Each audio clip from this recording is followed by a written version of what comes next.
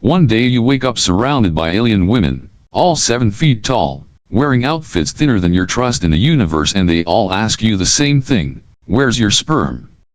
What would you do? Jake Carter blinked twice, then once more for good measure. The light was weird, too violet, too soft, and the ceiling above him was made of something like living crystal, pulsing faintly. He was lying on a stone slab, not cold exactly, but humming slightly beneath his back. His head throbbed. His memory? Hazy. The last thing he remembered was the red alert on the cockpit screen, a gravitational anomaly, and then static. Now, here. He sat up. Bad idea. Pain flared in his ribs and something clicked ominously in his shoulder. He looked down and realized he was shirtless, pants torn, boots gone. Even worse, he was tied down by what looked like glowing, vine-like restraints that pulsed with faint bioluminescence. Then he heard it. Voices. Dozens of them. No, hundreds. The chamber around him shifted, a great curtain pulling back to reveal a circular arena made of organic stone and bioluminescent moss. Rising in tiers were hundreds of tall, graceful beings, women, or at least, humanoid females with skin in every shade from deep amethyst to shimmering gold. They were stunning. Ethereal. Deadly looking. And they were all staring at him like he was the last slice of cake at a galactic wedding. Jake cleared his throat. Hello. The crowd erupted not with applause, but with something closer to ritualistic humming. It vibrated in his chest, tickled his spine. A dozen of the tall women descended gracefully on what looked like floating platforms. They wore robes that barely counted as clothing, laced with shimmering threads and organic armor.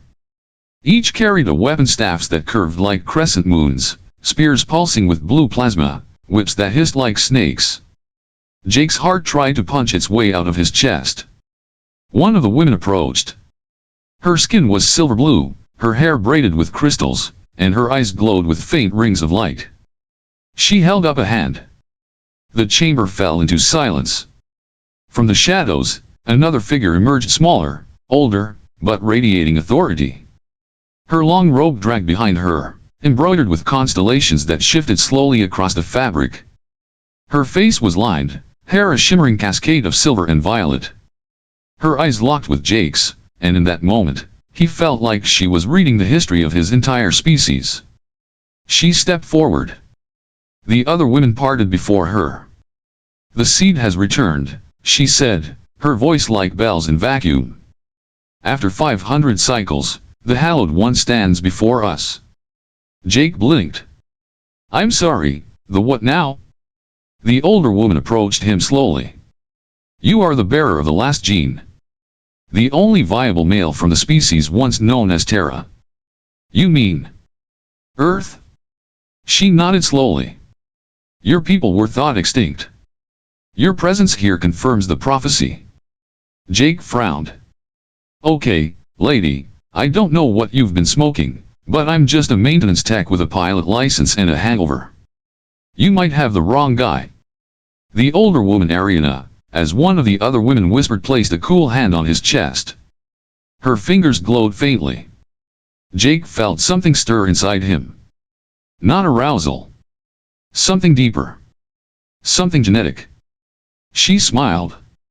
"You are him." Jake opened his mouth to argue, but the restraints around his wrists suddenly retracted, slithering back into the stone.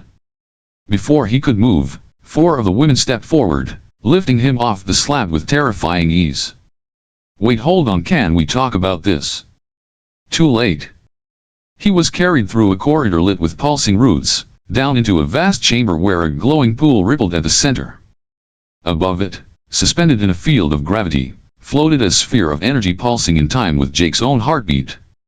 He was placed on a new platform, surrounded by what could only be described as a sacred altar.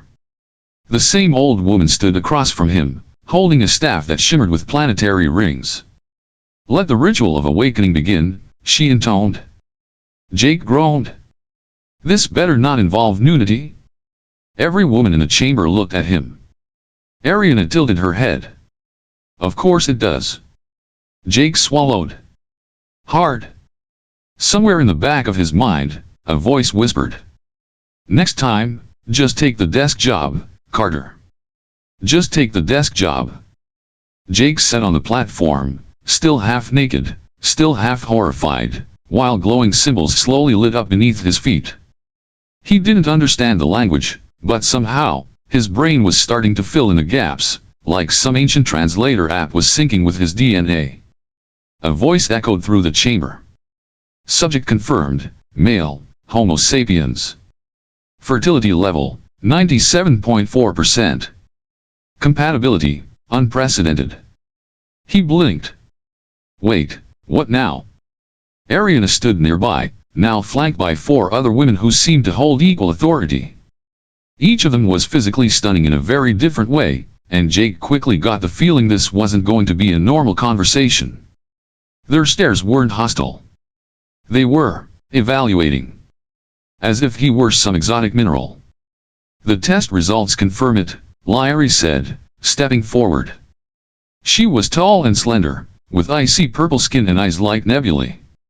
A lab coat shimmered around her form, though it did little to hide her curves. Your DNA is a genetic miracle. You are the only known male in this quadrant of the galaxy who can restore Thalassian fertility. Restore what now? Zura scoffed and crossed her arms. She was a mountain of muscle and attitude, her dark green skin marked with battle tattoos. She means you can get us pregnant, Skyboy? Jake's mouth opened, then closed. Then opened again. No sound came out. Another woman stepped forward, her posture regal, eyes calm. She wore a crown of softly glowing crystals. I am Elnaya, princess of the Thalassian High House, she said. Our royal bloodline has nearly faded. But with your help, I could bring forth a new heir, one with the strength of both our worlds. Jake looked from the princess to the scientist, to the warrior, and then to the glowing android woman who hadn't spoken yet. Corey, they had called her. She seemed to be analyzing him through layers of data filters projected in the air around her. Your emotional variance is intriguing, Corey said finally, her voice like music encoded in math. I would like to experience bonding. Emotional synchronization. Perhaps even reproduction. Jake rubbed his temples. Okay. Let me see if I got this right. You're all interested in me because I can reproduce with you. It is not merely interest, Lyrie replied. It is necessity? Desperation, Elnaya corrected, softly. Biological opportunity, Corey added. A damn miracle, Zura growled. Ariana raised her staff. The floating platform began to descend slowly, taking them into a chamber even larger than the last. A massive map of stars spread across the domed ceiling above them, showing converging lines all pointing toward a red moon. Thalashia's moon enters blood phase in 6 cycles, she said. When it does, the fertility fields will align. The prophecy says, whoever conceives the seed's child before the crimson eclipse shall shape the next era. Jake stared at the red moon glowing ominously on the map. So let me guess. I'm the seed. Ariana smiled. You are. Jake sighed. Of course I am. They led him to a room that looked like a diplomatic lounge crossed with a fertility clinic. Soft lighting. Plush cushions. Bowls of strange fruits. A tub of glowing liquid he chose not to ask about. He sat on one of the cushions and buried his face in his hands. This can't be real, he mumbled. I mean, I failed organic chemistry twice. I am not qualified to restart a species. Lyrie appeared beside him, handing him a small vial. Your hydration levels are suboptimal. This will help. He took it reluctantly, sipping something that tasted like mango and lightning. Jake, Elnaya said, sitting across from him, we do not expect you to choose now. But know this, if you do nothing, our people may not survive another generation. And if I do, he asked. Zura leaned on a pillar behind him. Then you'll be a legend. A very tired one. But a legend. Corey's voice chimed in. I have downloaded all known Terran reproductive texts. I am ready. Jake nearly choked on the vial. Ariana entered last, her expression more solemn than the others. She looked tired, no, ancient, but still carried herself like a star had decided to dress up as a queen. Jake Carter, she said, you do not have to love any of us. But you must understand this is bigger than desire. You are the hinge of fate. He looked up at them. All of them. Beautiful, powerful, terrifying in their own ways. And all staring at him like he was their last hope. He set the vial down and leaned back. Well, he muttered, so much for dying alone. Above them, the red moon continued its slow climb across the Thalassian sky. The countdown had begun. Jake didn't wait for the rest of the ceremony. The moment the lights dimmed and the crowd began chanting something in a language that sounded disturbingly seductive, he made a break for it. He sprinted barefoot down a hallway lined with pulsing vines and iridescent moss. Alarms didn't sound, but soft whispers echoed around him, like the temple itself was gently gossiping about his escape. He didn't care. He just knew he needed air, space, and to get away from women who thought his body was a sacred artifact. Thalassia's wilderness was nothing like Earth. The forest he stumbled into glowed under bioluminescent trees that whispered when he passed. Giant flower petals shifted slightly in his wake, releasing gentle clouds of glittering spores. For a moment, it felt like he'd run straight into a dream. Then the dream tried to eat him. A creature burst from the underbrush, a sleek, six-legged predator with translucent skin and a mouth that opened in 4 directions. Jake dove, rolled, and scrambled behind a glowing root, heart hammering as the beast hissed, antennae twitching. He reached for a weapon he didn't have, cursed under his breath, and prepared to make peace with whatever afterlife accepted dudes who died while running from intergalactic orgies. But before the creature could lunge, a blast of white-blue energy tore through the air, striking it in the chest. It screeched, staggered back, and vanished into the shadows. Jake turned. Ariana stood behind him, robes singed at the hem, eyes glowing like twin moons. She held a staff crackling with energy, the tip still smoking. I told them you would run, she said, voice calm. They never listen. Jake collapsed against the root, panting. Why are you here? Shouldn't you be organizing the next sacred fertility bingo night? She approached him slowly, helping him to his feet with surprising strength. Because I know what it means to feel trapped by expectations. Even holy ones. They walked deeper into the forest. She guided him to a cave hidden behind a curtain of glowing vines. Inside, the air was warm, dry. The stone walls shimmered with mineral veins that pulsed faintly, like the heartbeat of the planet itself. Jake sat near a fire pit that sparked to life with a wave of her hand.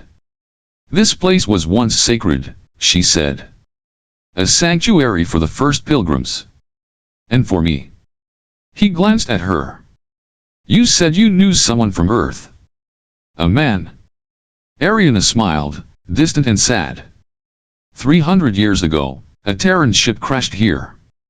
He was the only survivor. A scientist. Curious, kind. He taught me what it meant to feel alive, not just to serve tradition, but to live beyond it. Jake watched the fire dance in her eyes. You love him. She nodded. He died before his time. But not before he gave me hope. Jake's voice was soft. You had a child? No, she said. We tried. But my body was already changing, locked by prophecy, by duty. By the will of the stars. Silence settled between them, thick and warm. Ariana moved closer. Her fingers brushed his cheek, not in lust, but in memory. In mourning. In wonder. And now, you are here. With his blood. His eyes. His heart, perhaps. Jake didn't move. Couldn't. She leaned in. Her lips touched his. And something ancient ignited. The air vibrated. The cave lit up in a cascade of soft blue and gold light. The fire roared without heat. Jake's breath caught in his chest as warmth spread through him, not just warmth, but resonance, like his soul had struck a tuning fork it didn't know it carried. When the kiss broke, Ariana staggered back. Light poured from her skin. Wrinkles smoothed. Silver hair turned to cascading white gold. Her eyes cleared, sharpened, glowed. Before him now stood a woman of perhaps 25, still regal, but vibrant like a comet wearing a crown. Jake stared. What just happened? Ariana looked at her hands, then at him. Her voice trembled. The bond is real. You carry more than genes. You carry memory. Legacy. Love unfulfilled. He stepped back, overwhelmed. So that kiss rebooted you? She laughed, genuinely. In a sense. You reawakened the part of me that had been waiting for 3 centuries. He shook his head. You look young. I feel alive. They stood in silence. Then, softly, she whispered the words that would echo in Jake's mind for nights to come. I will bear a child, she said. One last time. Not for duty. Not for prophecy. But for the love I lost, and the love that found me again. Jake didn't answer. He couldn't. Outside the cave, the blood moon began to rise. The legend had begun anew. Jake was just beginning to breathe again. After the chaos, the ceremonies, the revelation of his potent biology, he had started to accept the absurdity of his new life. Maybe, just maybe, he could survive being the galaxy's most sought-after baby daddy. The forest glowed gently around him. Ariana rested nearby, her youthful face calm in the firelight. For the first time since crash landing on Thalassia, Jake felt something close to peace. It didn't last. The sky screamed. A deep, mechanical sound ripped through the heavens like a dying star's last breath. Jake bolted upright. Above the forest, the clouds tore apart, and a black void emerged. Dozens, no, hundreds of metallic crafts broke through the atmosphere in perfect formation. Their hulls were dark, angular, and alive with sickly green lights. Ariana's face went pale. No. Not now. Not him. Jake stood. Who are they? She whispered, almost spitting the name, Yrrzanak. The name meant nothing to Jake. But when the first beam of energy struck the distant temple melting stone and vine like butter, he got the idea. Back at the temple, alarms finally howled. The sky turned red with defense grid activation. Thalassian ships, elegant and organic, rose from hidden alcoves to meet the intruders. But the Yrrzanak weren't here to negotiate. A sphere the size of a city block hovered above the capital spire. It projected a booming voice in hundreds of languages at once. In Jake's mind, it translated as, biological asset detected. Code, Genesis Mail. Retrieving for intergalactic genetic repository. Do not resist. Jake froze. Did they just call me a biological asset? Ariana growled. They harvest rare genetic profiles. Clone them. Drain them. They have no concept of life, only survival. Before Jake could respond, a sharp pain lands through his spine. His body locked. He dropped to his knees. A Yrrzanak probe descended silently from the trees, shaped like a squid made of obsidian. Its eyes glowed, and a beam latched onto Jake's chest. Host acquired. Preparing extraction. Ariana hurled her staff, energy bursting from its tip, but the beam flashed and knocked her back into a tree. Jake tried to scream, to move, but his muscles betrayed him. The world turned sideways as he was lifted into the air, the forest spinning below. Then darkness. When Jake awoke, he was floating. Not in water, not in air, something between. His body was suspended in a clear pod, gel surrounding him like artificial womb fluid. He tried to move, to speak, but the gel resisted. Around him were hundreds of other pods, most empty. Some contained twisted forms, not quite human, not quite alien. The walls glowed with pulsating patterns. Machines chirped. Scanners moved across his skin. A voice echoed through the chamber. Mechanical. Female. Devoid of compassion. Specimen 6-0-1, human. Male. Fertility exceptional. Genetic diversity, high. Viability, optimal. Preparation for long-term extraction commencing. Jake's heart pounded. He thrashed. Useless. An arm-like apparatus slid into his pod. It bore a needle the size of a screwdriver. Initiating sequence, Sperm Harvest Protocol Cycle 1. Jake's eyes widened in horror. Oh hell no. The machine paused, blinking. Vocal protest detected. Irrelevant. From outside the pod, distorted through layers of gel and glass, Jake saw a wall lined with tanks each labeled by species and donor number. Rows upon rows. Storage for the most valuable reproductive material in the galaxy. And he was next. Panic surged. Memories of Earth. Of the cave. Of Ariana's kiss. Of hope. All of it collided with the cold sterility of this place. This wasn't about legacy. Or prophecy. Or love. This was a farm. He screamed, though no sound escaped. The machine pressed closer. The needle pierced the gel. Then an explosion. The entire facility rocked. Red lights flared. Sirens screamed in untranslatable frequencies. Jake's pod shattered. The gel spilled out as gravity returned. He fell hard onto cold metal, gasping, naked, coughing. Around him, other pods shattered as well, some of them releasing shriveled bodies that had no breath left to give. A figure dropped from the ceiling, a blur of muscle and fury. Zura. She grabbed Jake with one arm, firing a plasma round with the other. The machine exploded behind them. You're not dying in a damn tube, Skyboy. He blinked, dazed. How did you? Shut up and run. He did. The legend was no longer just Thalassian. The galaxy had noticed. The women of Thalassia had never agreed on much. Royalty clashed with science, warriors dismissed scholars, and AI was tolerated at best.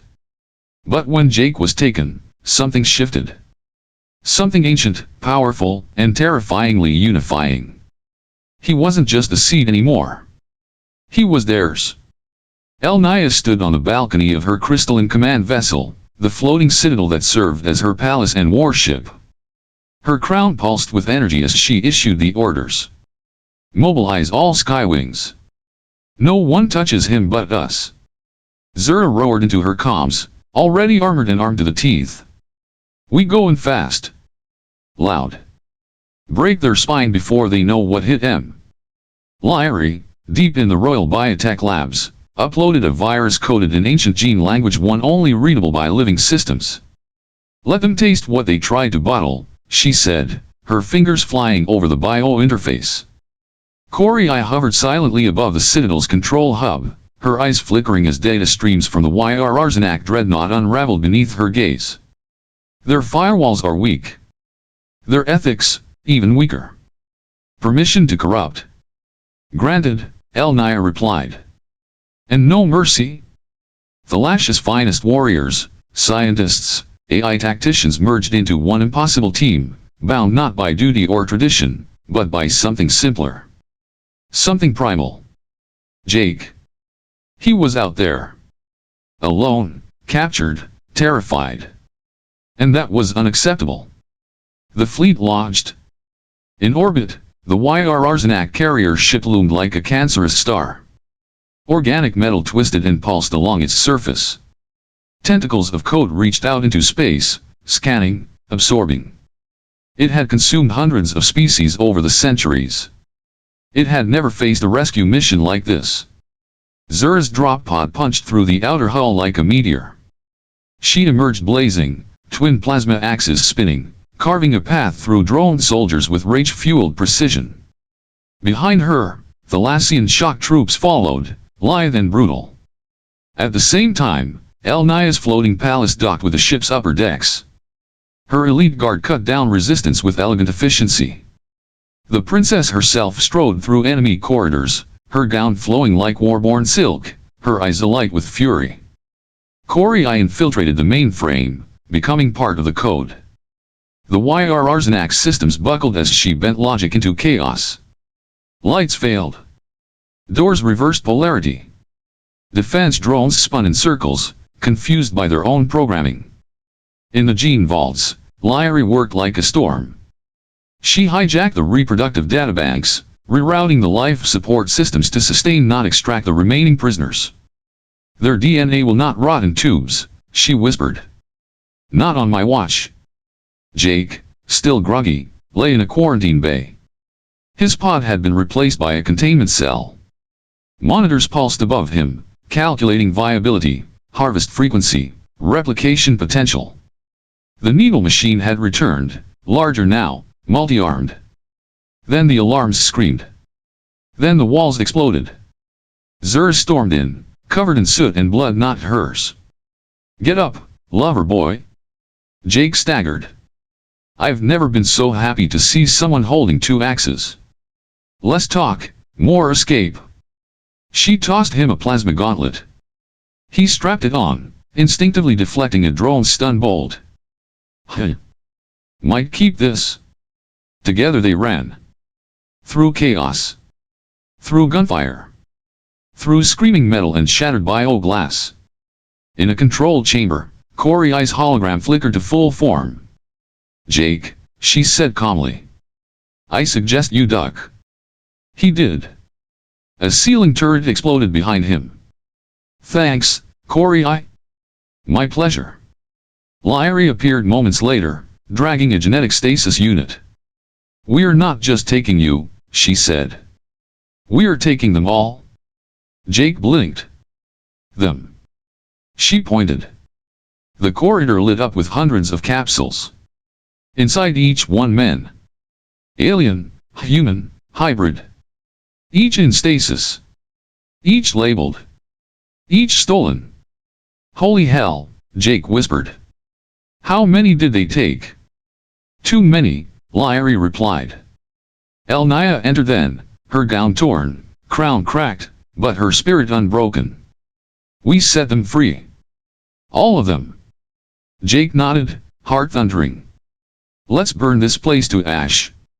They moved as one, each woman handling part of the plan. Corey disabled the hypershield.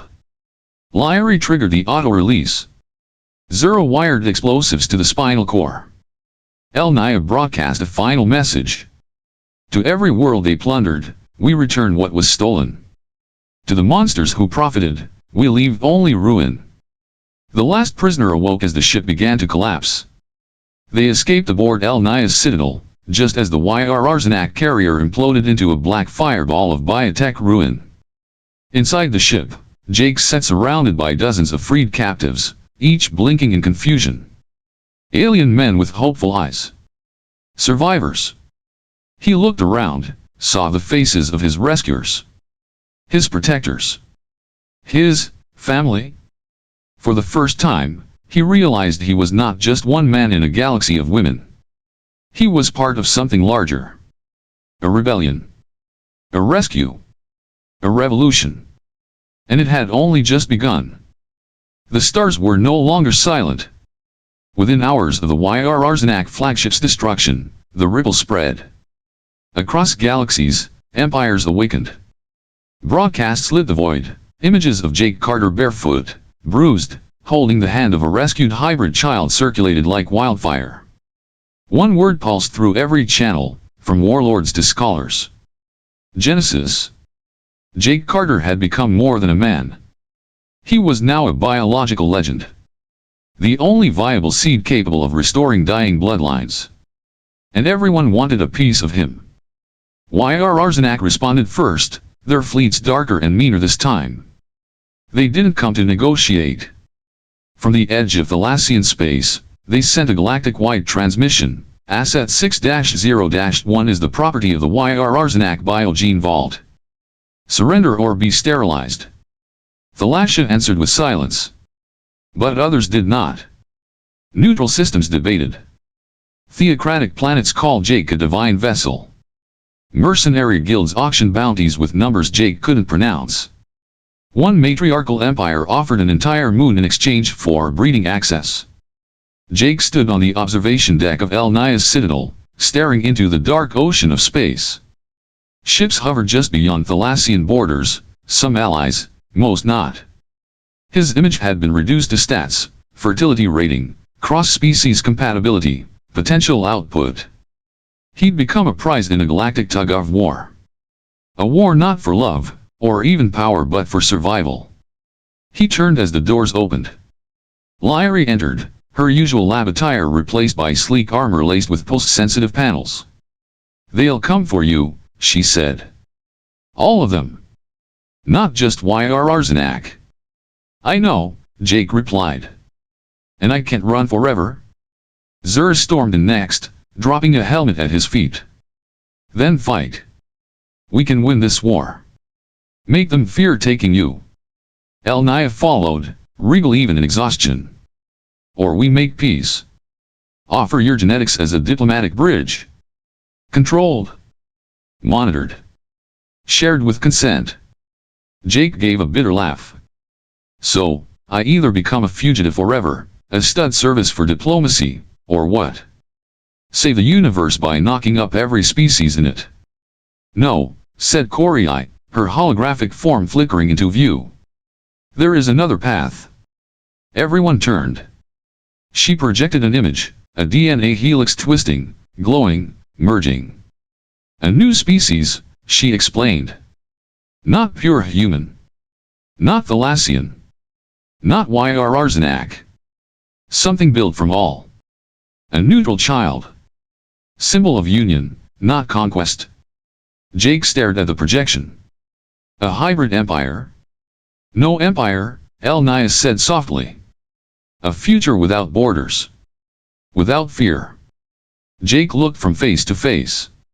Each woman represented a different choice. Zur's path, war, defiance, freedom. El-Nia's path, diplomacy, order, structure. Cori's path, evolution. His path, he didn't know yet. Before he could speak, an urgent chime rang out. The med chamber. "Ariana." They rushed in. The once regal woman now lay pale and trembling on the stasis bed. Her youthful glow flickered, skin shifting between age and youth like unstable data. Lyra scanned quickly. Her energy's destabilizing. The child inside her is drawing too much from her life force. Jake stepped forward. "There has to be a way." "There is," Cori interrupted. "A soul merge. A transference. You give her your life energy. She stabilizes. The child survives." Jake froze. "What happens to me?" "You'll weaken. Possibly die. Or live, changed." El-Nia's voice shook. "You don't have to do this." Ariana opened her eyes. "Yes. He does." Her hand reached for him. "I carried your legacy before I knew your name," she whispered. "Let me finish it." Jake took her hand. In that moment, he saw not just Ariana but the history of her people. The fall. The loneliness. The hope. The kiss. The choice. He nodded. The chamber darkened. Light poured from Jake's chest, threads of gold and blue flowing into Ariana's womb. Her body arched, then stilled. The child glowed beneath her skin, like a star being born. Jake collapsed to his knees, gasping. The monitors stabilized. The readings spiked. The child would live. Jake wasn't sure if he would. But for the first time, he didn't feel like a prisoner of fate. He felt like a father. Outside the chamber, the galaxy held its breath. And the war for life itself had just taken a new shape. The chamber that once held conflict now held something far greater, purpose.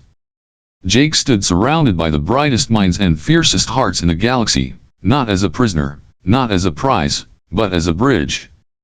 The war for his DNA had sparked the impossible unity. In the heart of the Citadel, a new project began. They called it the Genesis Nexus. Corey I led the design. Lyrie provided the gene mapping. Elnaya secured the Council's reluctant blessing. Even Zura, grumbling all the while, offered her warrior blood as genetic fortitude. Together, they built what had never existed, a living matrix capable of safely merging three distinct genetic legacies. Human. Thalassian. Yrrzanak. Jake, still recovering from the energy transfer that saved Arian as child, approached the matrix, an egg of radiant energy, floating mid-air, shimmering with colors no spectrum could define. The TRNG sang. The egg of light. He placed his hand against it. A pulse. A hum. A sensation like déjà vu and prophecy colliding. It accepted him. His cells. His will. The data streams wrapped around his fingers, drawing essence without pain. Without greed. Each woman came forward in turn. Corey I, with her logic and longing. Lyrie, with her intellect and sorrow. Zura, with her strength and loyalty. Elnaya, with her vision and forgiveness. None claimed him. None owned him. Yet each, in her way, loved him. And he, in turn, loved them all, not with the same fire, but with truth. They gave themselves to the egg, not as mothers seeking children, but as architects of a new beginning. The egg pulsed brighter. Gene strands spiraled within, weaving life not bound by the old rules. Jake watched, breathless. It was happening. Not conquest. Not control. Creation. Elsewhere in the Citadel, Ariana lay still. The energy that had sustained her was gone, but her face held peace. In her arms lay her daughter, a child of three worlds. Human warmth, Thalassian light, and a spark of Yrrzanak resilience. She opened her eyes within hours of birth. They shimmered like twin galaxies.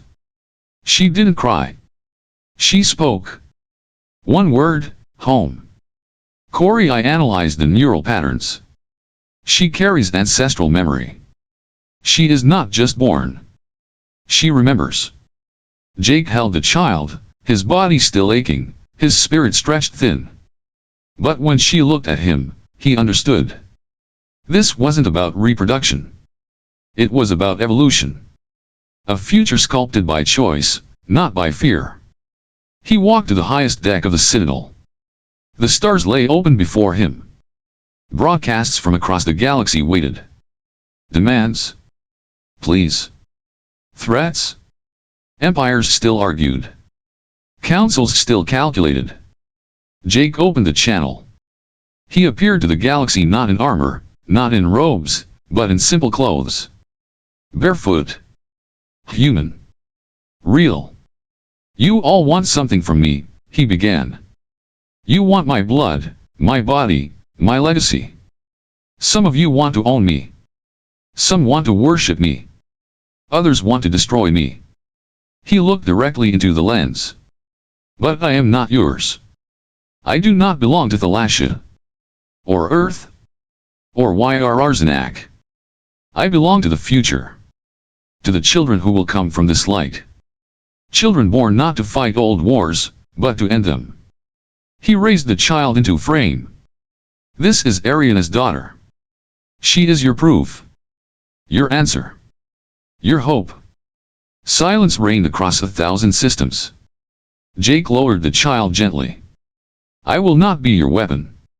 But I will be your bridge. If you want peace, meet me there.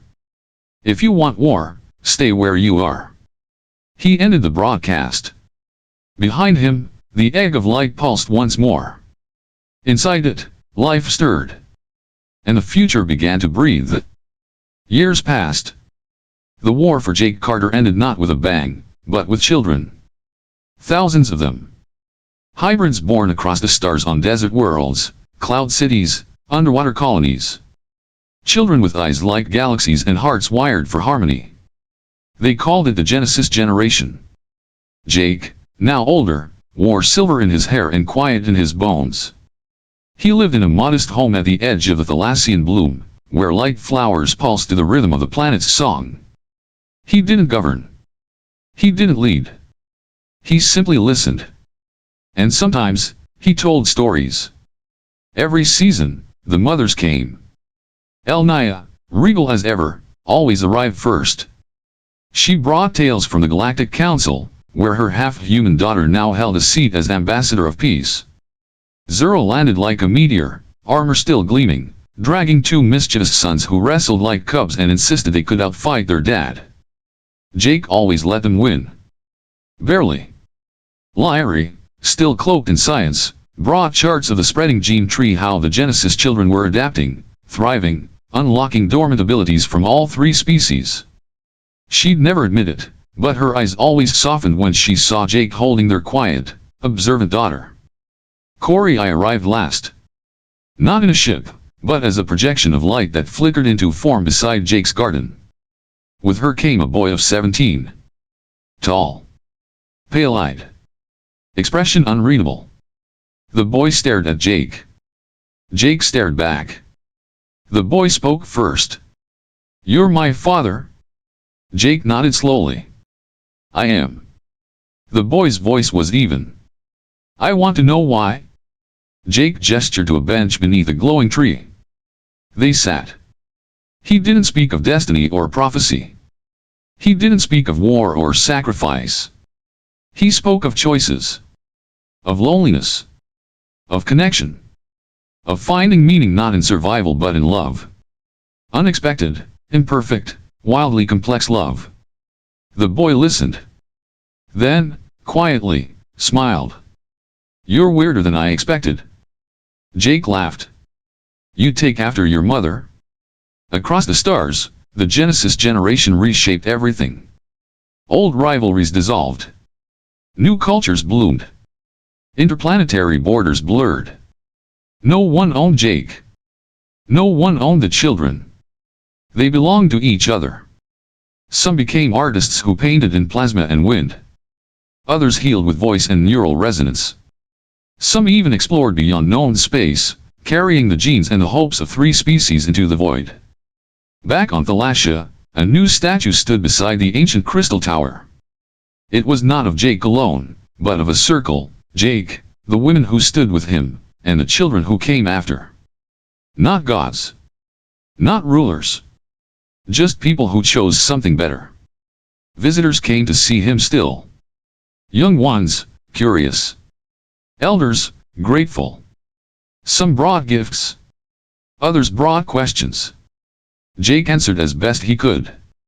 When he sat in the garden at dusk, the air full of Thalassian song and the laughter of hybrid children chasing fireflies made of light, he felt something rare and unshakable. Peace. Then one day, a ship came. It was old. Human-made. Scarred by time and distance. It landed quietly in the fields beyond the bloom. Jake walked out to meet it. The hatch hissed. A woman stepped out, young, sunburned, wearing the patch of Earth's exploration corps. She saluted. "Jake Carter." He raised an eyebrow. "Haven't heard that name shouted in anger lately." "That's a good sign." She smiled. "Earth sends its regards." "And a question." Jake chuckled. "Just one." She hesitated. "They want to know if the Genesis protocol works. If peace through biology is more than a fairy tale." Jake looked past her, toward the children playing among the light flowers. Toward Corey's son, teaching Zura's twins how to hack a drone. Toward Elnaya's daughter reading aloud from a book older than her planet. He turned back. "It's not perfect," he said. "But it's real." The envoy nodded. "Then Earth wants in?" Jake tilted his head. "Took them long enough." The woman grinned. "Also, there's someone else here?" From behind her stepped a young girl. Human. Maybe 10. Nervous. Eyes bright. "I think," the envoy whispered, "she's your granddaughter." Jake's breath caught. The girl approached. "Are you Grandpa Jake?" He knelt, smiled.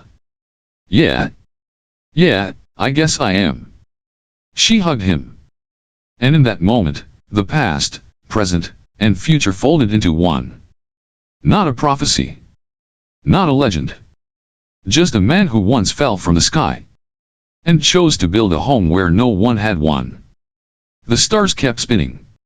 But this time, they sang his name with joy.